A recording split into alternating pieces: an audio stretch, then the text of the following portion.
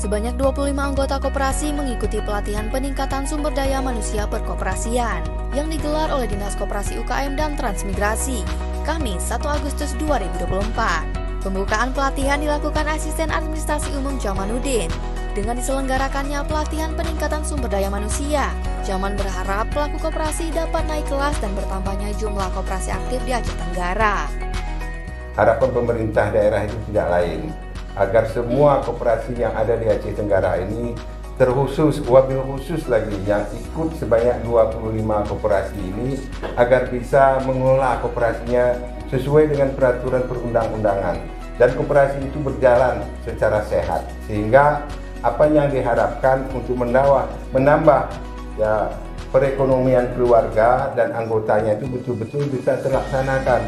Oleh karenanya harapannya mengapa ini diperlukan, karena memang kita mengharapkan tanpa ada ilmu, tanpa ada pemahaman, tak mungkin koperasi itu bisa berjalan. Oleh karenanya kita berharap nanti melalui ibu narasumbernya akan memberikan secara detail bagaimana koperasi itu dapat diaplikasikan, bukan secara teori saja, tapi kalau bisa aplikasinya itu membuktikannya itu bagaimana melaksanakannya yang benar itu.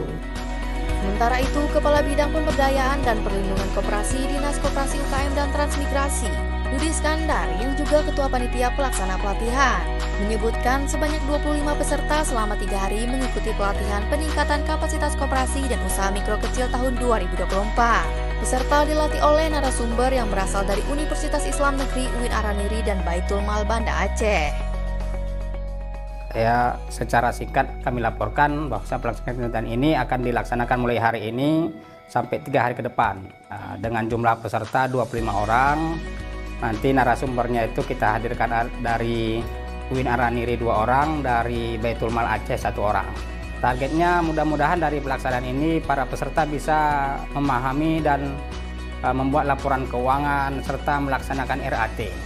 Pelatihan peningkatan kapasitas koperasi dan usaha mikro kecil tahun 2024 dilaksanakan oleh Dinas Koperasi UKM dan Transmigrasi sebagai salah satu upaya meningkatkan kapasitas pelaku koperasi di Aceh Tenggara.